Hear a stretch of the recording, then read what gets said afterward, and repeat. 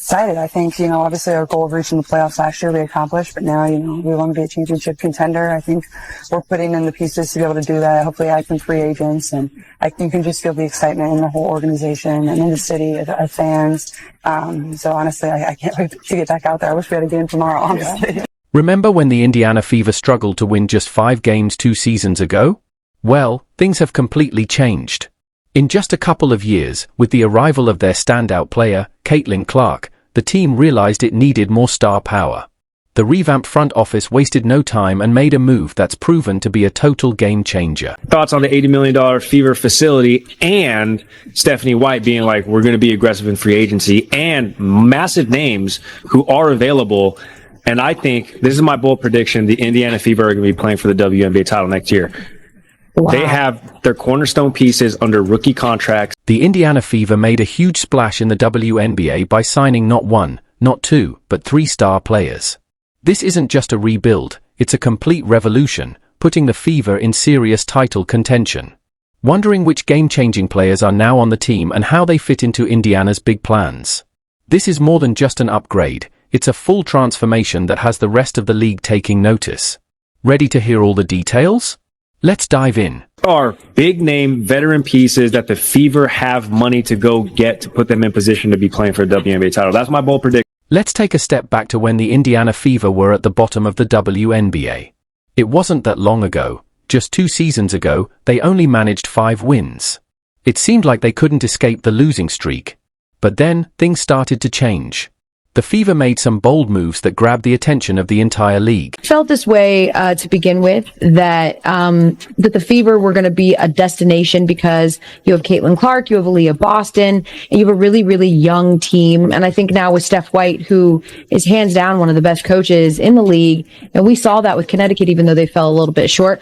I think that, this is going to be big. First, the Fever made a big move by drafting Aaliyah Boston with the first overall pick in 2023, an outstanding center in her own right. However, despite her talent, the team still ended the season with a tough 13-27 record. But they weren't done yet. In 2024, they picked Caitlin Clark, the once-in-a-generation phenom who had taken the WNBA by storm. Her impact was immediate. She averaged 19.2 points per game in her rookie season and broke 62 records, showing off her incredible scoring and playmaking skills. But even a player like Clark needed more support. You're in a position where you can add some pieces. Yes, we are. We're definitely in a position. And I would think that if you are a smart basketball player and you watch the way she plays, you would want to play with her. That's when the Fever's core of Aaliyah Boston, Kelsey Mitchell, and Lexi Hull really started to shine. As they began to click together, something changed. Suddenly, the Fever weren't an easy win for anyone. Teams could no longer walk into Indiana expecting a blowout. These young stars were hungry, determined, and ready to prove themselves. Last season, they shocked everyone by making their way into the playoffs with a 20-20 record. It was a huge step forward, marking their first playoff appearance in almost 10 years. But for Caitlin Clark, it wasn't enough. She knew the Fever weren't just meant to be good. They had the potential to be great. I see a lot of players wanting to go, in this offseason, a lot of players are going to want to go to the Fever. So, what did Caitlin Clark do? She went straight to the front office and asked for top-tier free agents. And let me tell you, the new management team, led by President Kelly Koff and GM Amber Cox, didn't just listen. They came through in a big way. The Fever had 4 main goals this offseason. First, they had to re-sign Kelsey Mitchell, who'd been the heart of the team, averaging 19.2 points per game last season. Second, they needed versatile wings who could both score and defend, giving Clark and Mitchell some extra firepower. Third, they focused on strengthening the forward position with bigger, defensive-minded players who could also contribute on offense. Finally, they looked for a backup guard to take over when Clark or Mitchell needed a rest. Quality depth is going to be important. When you have a core 3 like we have, surrounding them with players who are going to, fill the roles, certainly, first and foremost, who are going to embrace the roles, secondly, and who give us the best opportunities for success by complementing what they do really, really well. The stage is now set for a transformation that's about to shake the WNBA to its core. The Fever aren't just aiming to make the playoffs again. They're aiming for the top. With Caitlin Clark setting the WNBA rookie assist record and proving she's a dual threat as both a scorer and a playmaker, everything is coming together for something truly special in Indiana.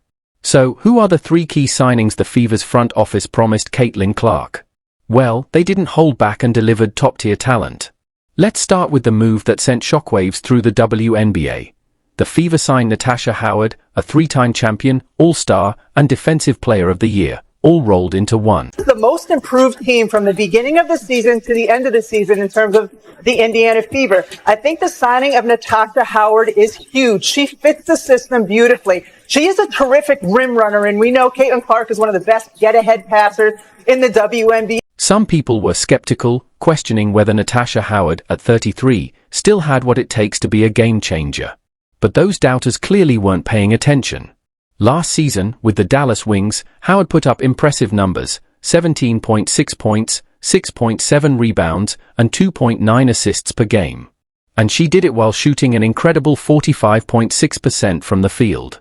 That's not just good, that's elite. Also outstanding in the pick and roll. She is a floor spacer, and she brings experience. The Indiana Fever made the playoffs last year for the first time since 2016. And in that first game, none of their starters had any playoff experience. Natasha Howard has over 50 games of playoff experience, three-time WNBA champion. She fits them beautifully. But here's where it gets really exciting. Natasha Howard isn't just a scoring machine, she's a defensive powerhouse. Remember when she won Defensive Player of the Year back in 2019? She hasn't slowed down at all. Howard is the type of player who can dominate the paint and still keep up on fast breaks. She's like a Swiss Army knife on the court, able to do it all. Her presence is a game changer. Let's not forget her championship pedigree. 3 WNBA titles under her belt. Howard knows what it takes to win when the pressure is on, and for a young team like the Fever, her experience is invaluable. In fact, she has more playoff experience than the entire Fever roster combined. You can bet she'll be sharing those championship secrets with Caitlin Clark, but wait, there's more. Howard isn't just known for her defense, she can also stretch the floor with her three-point shooting. Imagine having a defensive powerhouse who can also drain threes. This will open up a whole new world for the Fever's offense. Picture this, Aaliyah Boston dominating in the paint, while Howard, Clark, and Hull keep defenders busy on the perimeter. It's a nightmare for opposing teams. With Howard on the roster, the Fever have taken a huge step forward. She fits perfectly into their system as a rim-running forward. Clark, already the best passer in the WNBA, will feed her on the fast breaks and in pick-and-roll situations, adding another layer to the offense. Speaking of Boston, Howard's presence is massive for her development. Together, they'll form a frontcourt that will give the entire league trouble. But the real magic of this signing is how it transforms the whole Fever team. With Howard, Indiana isn't just looking ahead. They're ready to win right now. Remember all the talk last year about Indiana's lack of playoff experience. In their first playoff game, their starting 5 had 0 playoff experience. But now, with Howard's 3 championships, the Fever have added a wealth of knowledge and poise. She's the perfect addition to this team, and just when you thought the Fever were done making moves, they shocked the WNBA with a trade that left everyone stunned. Melissa Smith, once seen as the future of Indiana's frontcourt, was traded along with the 8th pick in the 2025 draft. Fans were confused. What were they thinking? Then, the other shoe dropped. In return, the Fever got Sophie Cunningham and the 19th pick. Was it worth it? Let's talk about Cunningham. She's not just a player, she's a force of nature. A versatile wing who can score, defend, and light it up from beyond the arc.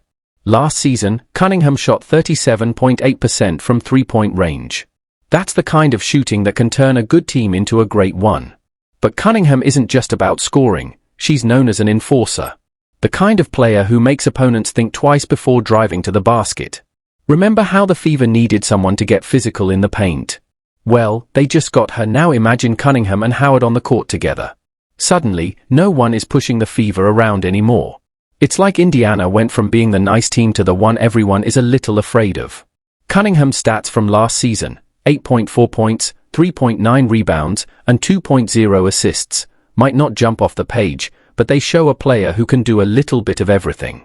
And that's exactly what the Fever needed. Some people might be scratching their heads about giving up Smith and the 8th pick, but here's the thing. Smith had a down year in 2024, barely seeing action in the final games.